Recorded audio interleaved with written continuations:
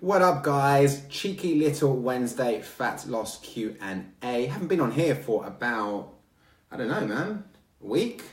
Or at least 5 days. So I thought I'd jump on, hit a few questions up that I've got in the old inboxes. If peeps jump on, we can get riffing as usual. If you are jumping on, hit like. Tell me where you're listening from. Tell me if you can hear me. Tell me if the connection is all bueno, if it's crispy. And yeah, help with that engagement. Let me know everything's going down. What's the date today? Like 15th, 16th of Jan. Getting into the rhythm of, the new year. Apparently it's the day when, or was it yesterday? Is the day when, everyone's going to be jacking their New Year's resolutions. So hopefully that isn't you. Hopefully you're still on the path to getting lean, dropping body fat, going to the gym, taking control of your nutrition, yo. But yeah, I'm here. So if you're jumping on, hit that engagement, hit that share, that like. Let me know where you're listening from and we can get riffing. I'm going to try and pin a comment to the top if I can, and then we can get on with it. Okay, I've done it already because that's how we roll. Let me get the screen up big, and then we know who's on and who's not, and I can see all the questions. Let me get to the questions I've already got here in the old inbox. The first one I'm going to get to is I've been circuit training at Pure Gym 3 times a week and doing another circuit training at a separate gym once a week. Will this help me with losing fat? I'm wanting to lose around my hip and my stomach area, and I know that I know that fat loss can't be targeted, but is there anything that I can do to help? Well, before we even get into exercise, because that looks like that's what you're addressing mainly. You're talking about, I'm doing a circuit class here, I'm doing an extra circuit class here. Is there anything more we can do? The first thing that you need to address is your nutrition. Right off the bat, it's going to be your nutrition. How many calories you're consuming for your goal. So you need to have a calorie number, and that calorie number needs to have a certain amount of protein, fats, and carbohydrates. Excuse the hat hair. I've literally just taken my hat off. It's like plastered to my head. So calories come first, right? Calories are units of energy measured in food and drink. So before any training or adding in any more training, thinking that I need to burn more calories, I need to expend more energy, calories come first. You need to be tracking your food via MyFitnessPal, and you need to have a calorie number. Once you've got the nutrition in check, that calorie number, a good amount of protein, fats, and carbs, then we can start looking at your training.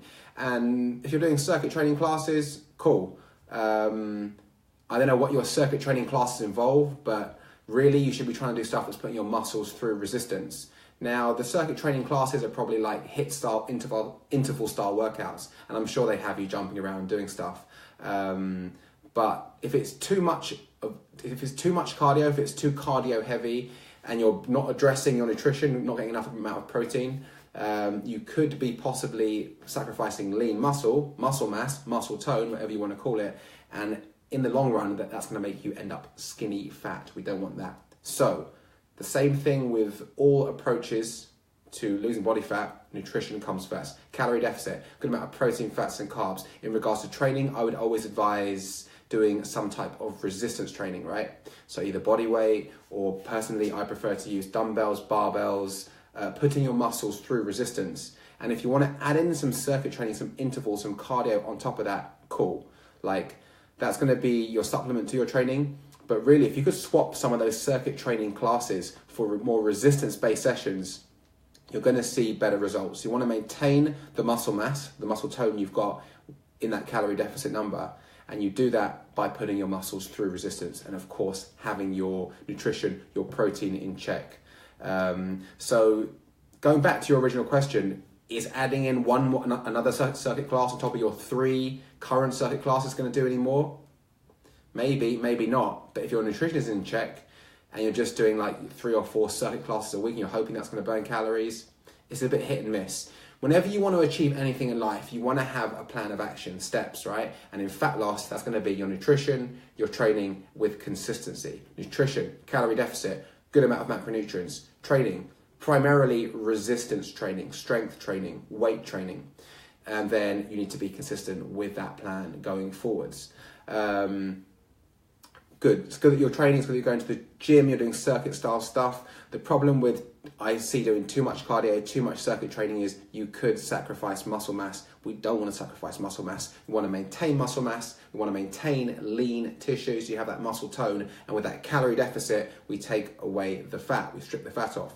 So that would be the approach I would say go for. But adding in like an extra cardio session here or there really isn't going to be the main focus for fat loss or weight loss. It's going to be your calories in versus calories out. 8 online, if you haven't hit like, smash that like button. That's the oxygen that I need on these fat loss Q&As, these Facebook Q&As. Even hit share, go mental.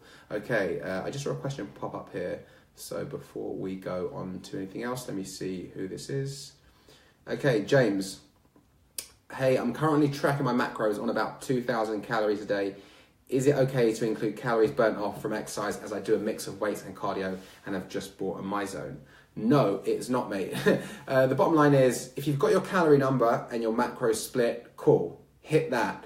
That calorie number should have been calculated, whether it's by a trainer, a coach, or an online calculator. Online calculators not being very accurate, but that should have been calculated taking into the amount of energy that you're going to expend. You've already put in, hopefully, that I'm training 3 to 4 times a week, doing strength training, maybe some cardio. So when you add in calories burnt, it's a bit hit and miss because stuff like Fitbits or machines in the gym, they're guesstimating, right? They're guesstimating, oh, you roughly weigh, for example, 70 kilos, you should have burnt this. So they might tell you you burnt 300 calories, you add that back in, you only burnt 120, 180, whatever, and you eat back 300. Now you're eating yourself back into maintenance, into a surplus, and it becomes a bit of a shit show. That's a technical term. Because you think, oh, I'm in a deficit, but I'm not losing weight, or I'm putting weight on, or whatever. My composition isn't changing. So the bottom line here is, rule of thumb is, don't add in any calories burned on whatever your activity tracker tells you, whatever machine you're on. If you burn any more calories, which you will, that's nice. That's a little supplement, that's a little bonus. But we don't think, okay, I burnt 500 calories on the elliptical or the running machine or doing uphill walking, whatever, I'm going to add that in and eat that back. A lot of the time that doesn't work out. It's too simplistic and you end up messing with your numbers.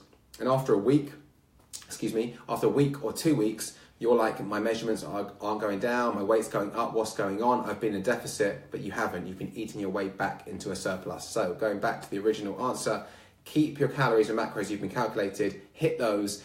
Don't add in any calories burnt from anything. And then after 1 week, 2 weeks, look at your metrics, your weight, your hip and waist measurements, photos. And if you're not seeing any progress, then you adjust accordingly. But if you're thinking that you've burnt X amount, you're adding it in, 9 times out of 10, that's not going to work. So I'd say avoid that like the plague. I use my activity band just for tracking my steps, right? Tracking my steps, tracking my sleep. I use it as a watch. But I'm not going to say, oh, cool, I just burned 300 calories in that run. Sweet, 2 chocolate bars. Most of the time, it's not going to work out. It's going to be way off. Why is it not going to work out? Because it doesn't really know you. It doesn't know your lean body mass, your body fat percentage. Most of these things over-calculate as well. So that you might, like I said, you might have burned 150 calories and it's giving you like 270 or near 300. And you're thinking, cool, I can add in I can add in dessert or add in X amount of carbs with dinner, and you can't. So just, I'd say avoid that. Track your metrics, be consistent with your calorie deficit, your resistance training, your cardio, whatever you're doing, and then adjust on the fly. That's going to be the best. It's going to be the best approach for that. 13 online, like, yes please. Okay, question number 2 is, hey Matt, I'm asking for my husband. He's fasting all day and then eating in the evening, most of his calorie allowance. Do you recommend he hits his macros? Because he's not at the moment. He's way below on all 3 and he's left with about 600-700 calories a day. And he thinks if he leaves them, he will lose weight quicker. And he's not hungry, so what's the point? He doesn't work out, so he doesn't think protein is important. Okay, so if you don't work out and you're in a calorie deficit, you're going to sacrifice muscle mass, all right? You're going to sacrifice lean muscle mass. We don't want to do that. If we lose muscle mass, especially in a calorie deficit, we're going to end up with a weak, skinny fat composition. So your husband should be doing some sort of training, whatever, right? And that training is going to be to stimulate, to maintain that muscle mass, right? So strength training, resistance training, whatever, even if it's bodyweight stuff, push-ups, squats, deadlift, lunges, maybe some deadlifts with some kettlebells or something. You can do a home workout, or go to the gym and get a proper, weights-based, strength-based session. But again, calorie deficit without working out is not it's not a real advisable approach to losing body fat. You're going to definitely sacrifice muscle mass. Also, coming 600-700 calories under a day, will he lose weight quicker? Yeah, he probably will lose weight quicker, but weight shouldn't be the only factor here, right? You can lose weight, right? You could lose muscle mass, you can lose water, you can lose glycogen, but you haven't lost body fat. Body fat should be what we're aiming for. How do we lose body fat in a calorie deficit? We have a good amount of protein, around 0.8 to 1 gram per pound of body weight, and then fats and carbs can be played with with the remainder of your calories, depending on the day. On a workout day, you want high carbs, lower dietary fat, and on rest day, you want higher dietary fat and lower carbs, as you don't need the carbs due to less activity. So, yes, by the sounds of it, he's making quite a few faux pas. Number one, he's not doing any training, which he should be doing at least 2 or 3 times a week. Number two, he's coming quite a big chunk under his calories. So, I mean, you're saying he's coming 600 or 700 calories under. Is that under his deficit? Because that's a huge amount under his deficit number. So if he's not moving, if he's not working out, he's definitely going to be sacrificing muscle mass. And again, we don't want that. We don't want to lose muscle mass. We want to hold on to muscle mass because the end result wants to be a lean, toned body, right? We don't want to be skinny fat. We don't want to be fat. We want to have a strong, toned body. Protein maintains that muscle mass. It feeds that protein amino acids. Going to the gym and stimulating that muscle through resistance training is going to tell your body, okay, I need this. I'm not going to let go of this muscle, right? But if you're just lounging around and in a harsh calorie deficit, your body is going to be like, yeah, okay, cool. Then like, I don't need this muscle because it's not being used at all. I'm just going to, I'm way under the calories that I need. So I'm just going to start taking amino acids. And basically breaking down proteins for energy. No bueno, we don't want that. We want body fat being broken down as our energy source. So how do we do that? A sensible calorie deficit, nothing too harsh, a good amount of protein, a good amount of fat, and a good amount of carbohydrates. All macronutrients play a vitally important role in optimal function of the body and also in helping you either lose weight or gain muscle or whatever. So, I would say he should start training, he should start hitting a sensible calorie deficit, and you shouldn't be focusing on like, I want to come in too far under. A lot of the time when you try and come in too far under because you want quicker results, it doesn't work out like that. You end up jacking it in and then you end up finding it too harsh, too restrictive, and then you're going in and out of deficits and surpluses and you're kind of spinning your wheels, right? So, it would be much more beneficial to have the concept that I've talked about is imperfect consistency. Imperfect consistency means you're not always perfect with your calories and macros.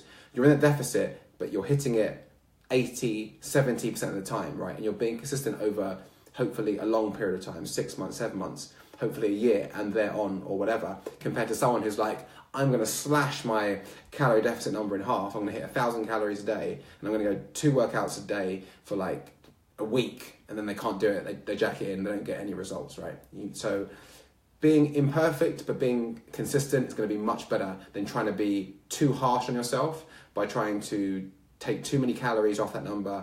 Maybe you can do it for a bit, but in reality, life pops up, social occasions, you want to enjoy yourself, you want to eat some food you enjoy, and then you end up jacking it in, and then you hate yourself, and then self-loathing kicks in, and then you try and do it again, and it's just a self-perpetuating cycle, which isn't healthy physically or mentally. So if you're watching me, and you think, I want to lose body fat and I want to lose it quickly. We all do, right? We all wanted the money in the bank yesterday, we all wanted the model girlfriend or guy yesterday, and we all wanted the dream body yesterday. But in reality, everything in life requires hard work, it requires a plan of action, and it requires being consistent. It's the small things done every single day that add up over time, 3 months, 6 months, a year, and there onwards. So, like anything in life, plan of action, and then take consistent action, and don't make it too unsustainable, too restrictive. If you choose a plan of action that's too set in stone and not malleable enough, what are you going to do? You're going to jack it in. So let's say for me and my business, if I make a to-do list which is 50 50 things long, right, in one day, it's never going to get done. It's never going to get done. I try and make sure I do at least 5 things on my to-do list every day. If I can do 7 or 8 or maybe even 10, fantastic. If I get 5 things done, that's going to add up over time. That's going to compound over time. If you try and do too much, which a lot of people try and do, especially in the new year, they're like, I'm disgusted with myself. I'm going to do like veggies and fish and, 4 workouts a day. How long can you keep up for? Not very long. You jack it in, you go backwards, and then you try and do it again in 2 months' time. And guess what? You can't do it. No one can do it. So choose a plan of action that works, be consistent, and, keep chipping away at it, and you'll get there. But 600-700 calories under your deficit without working out, that's a recipe for becoming skinny fat and not being healthy. 19 online or 16, whatevs. Hit like, hit share, hit love, yo. Okay, Charlotte's just jumped on. Any tips for not being too harsh on yourself? I had a great week, then a bad day on the weekend, and now I'm still annoyed with myself. Okay, well, bottom line is you've got to live in the present moment, right? Whatever's happened has happened.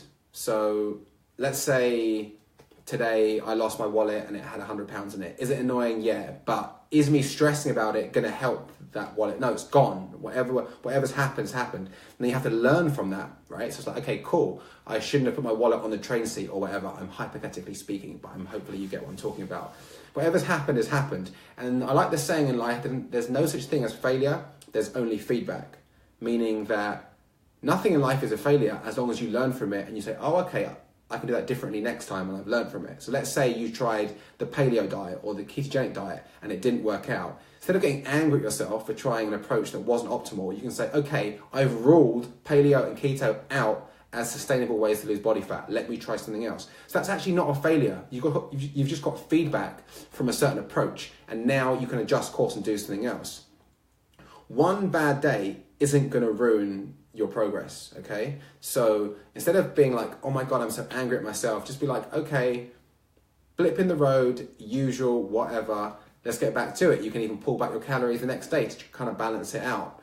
Don't go too harsh and like try and live on 200 calories or something. But there's tips and tricks. And again, one bad day, like eating in a deficit for one day isn't going to get you skinny, and overeating in a surplus for one day isn't going to make you fat, right? It's consistently doing the right or the wrong thing that compounds over time. In a surplus, with 0 fucks about your calories and macros, you're going to end up overweight and fat.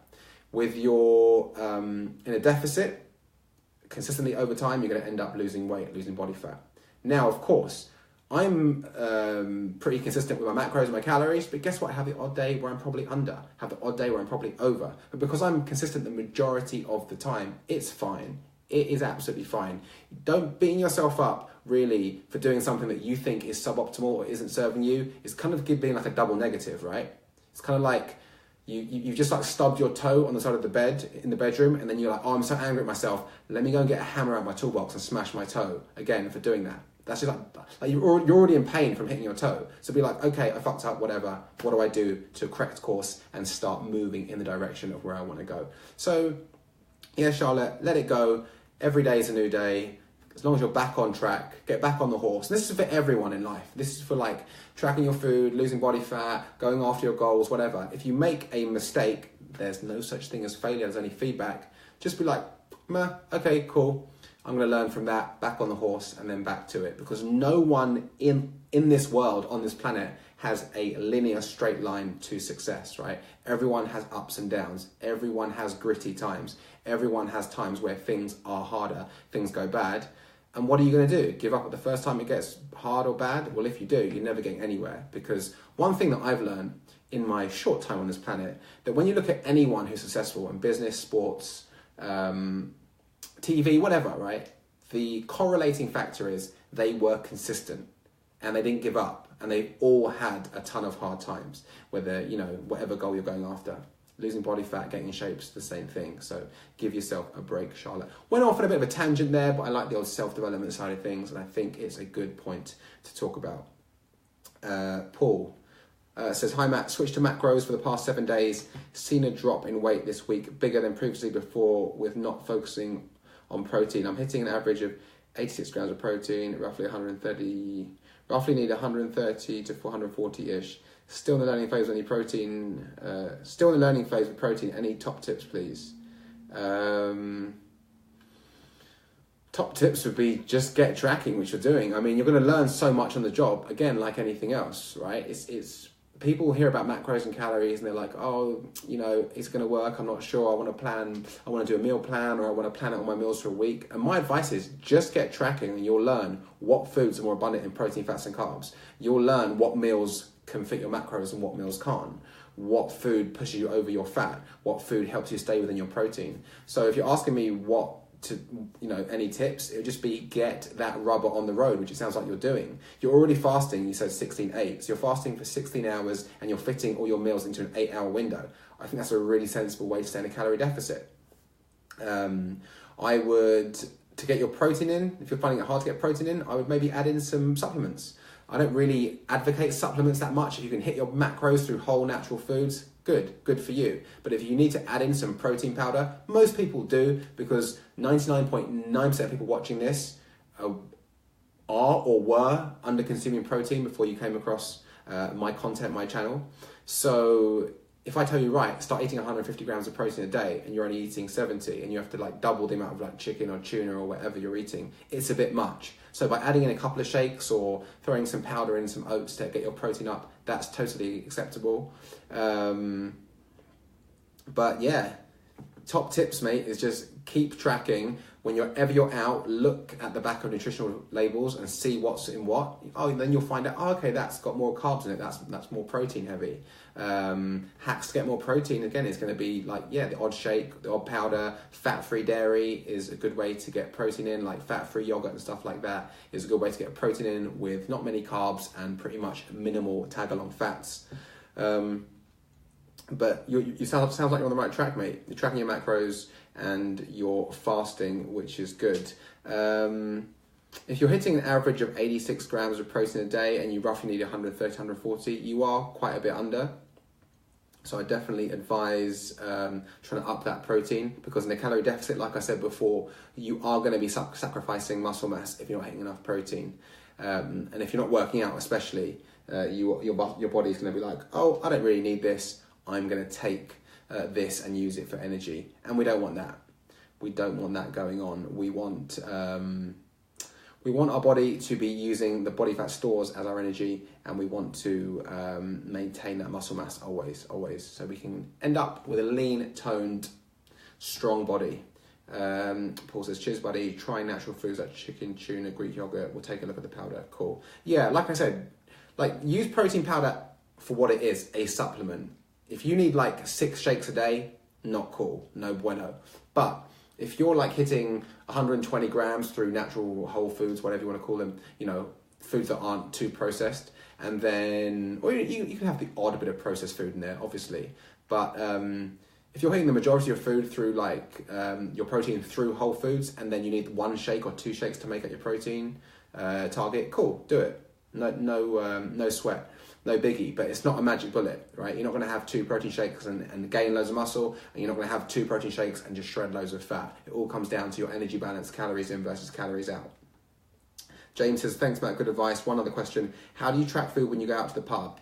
Is it guesswork on MyFitnessPal, which I've been doing, thanks? Well, it depends. If you go to a place where they have the macros or nutritional information online, loads of chains do, like Subway, Pizza Express, Pret, whatever, is a doddle. Now, if you're in a place like a pub or somewhere that doesn't have the nutritional info online, I'd suggest guesstimating. And again, at first you might be like, oh, how do I guesstimate? It becomes pretty easy. You need to, when you're cooking at home, start looking at the sizes of stuff. So like, okay, that's 100 grams of chicken, that's 100 grams of beef, that's about 200 grams of rice when you're weighing it, right? And when you go out to a pub or a restaurant, try and order food that isn't too mixed up. When I say mixed up, I mean stuff like a lasagna is going to be hard to track because you don't really know what's in it. But if you ordered, I don't know, chicken breast, new potatoes, and a side salad, you could pretty much calculate those macros in your head, guesstimate them. Okay, that's roughly 200 grams of chicken. There's about 250 grams of potatoes there, and side salad. I don't need to track that because I'm not going to have that yogurty, shitty dressing they've given me because that's going to be tons of fat. I'm just going to input the chicken and the potatoes, and I'm going to add in an extra 10 grams of fat because they probably put some oil when they were cooking it, right?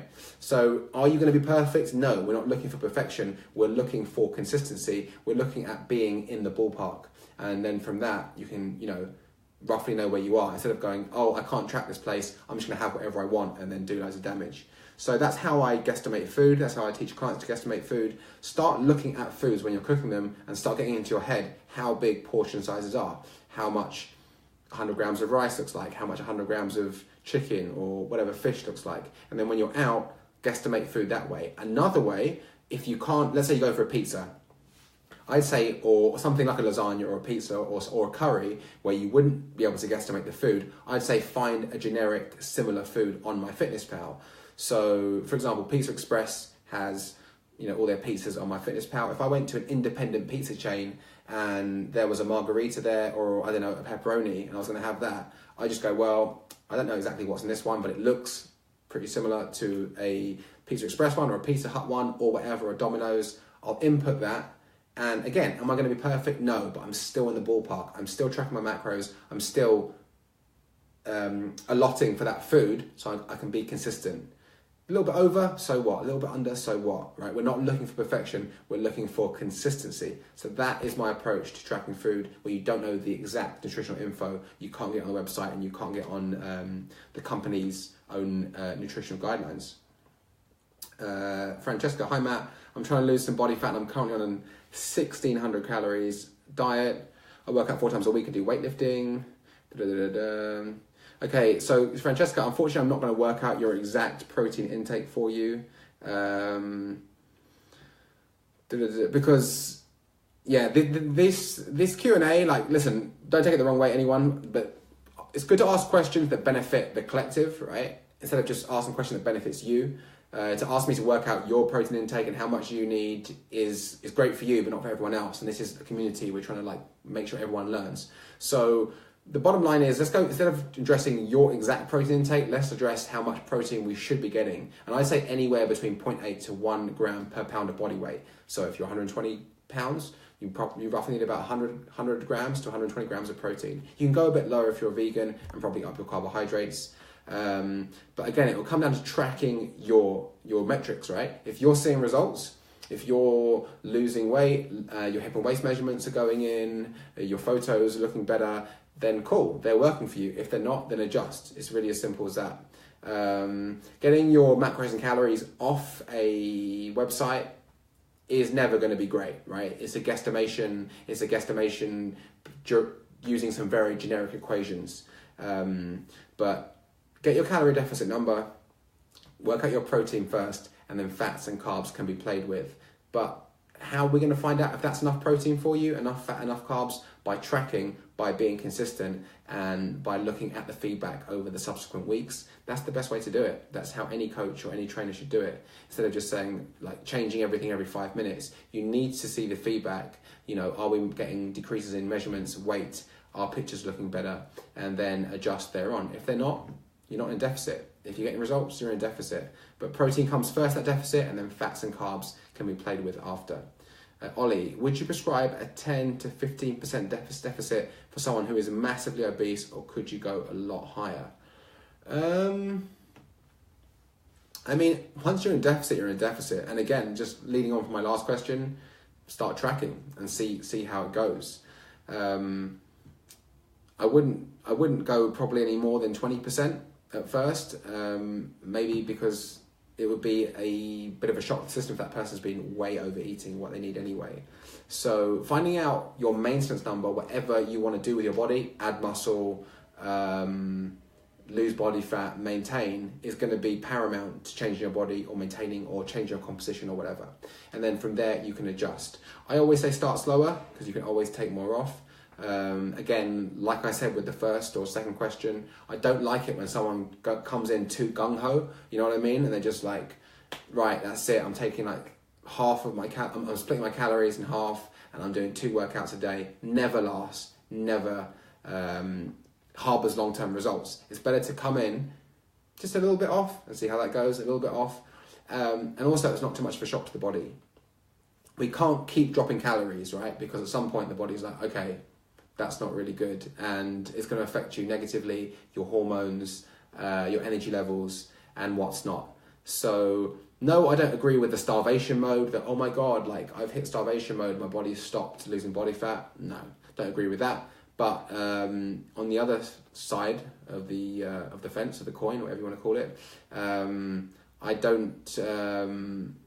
I think that you should be more conservative at the beginning to see where you're at, and then take it off slowly depending on your feedback. It's all about getting into MyFitnessPal, tracking daily, recording results, and then adjusting there onwards. 12 online, if you haven't said this for the last 5 minutes, if you haven't hit like, hit share, all that good stuff.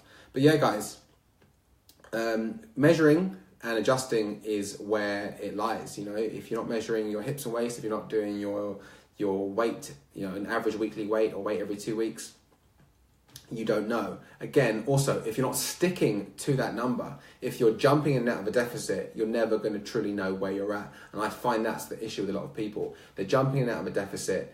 They're not really, they're not really consistent with it. So they're in deficit here and they jump out and they keep changing and tweaking things. And if you keep tweaking things, you're not going to know where to go. So my advice would always be get into that calorie deficit, good amount of protein, be consistent. And the metrics you should be using should be at least one weekly weigh-in. You can do you can weigh yourself every morning if you want, and then take an average weekly weight on a Sunday. Hip and waist measurements at least every 2 weeks, and photos at least once a month. And then if things are decreasing, cool, keep it as it is. If it's going too fast, up it a little bit. If it's not going fast enough, bring it down a little bit. But it's going to be about tweaking, adjusting, and adjusting on the fly. So on that note, I think I'm going to wrap it up here. I've been online for about half an hour, which I wanted to do. If you've got any questions, you can always message me on Facebook on this page, or email me at matt@mattgrelling.co.uk. If you're interested in coaching, I've pinned the link to the top of this. And yeah, I'll probably do another Q&A around Friday. But if you haven't hit like, hit share, help with that engagement, and I'll catch you in a couple of days. Peace out.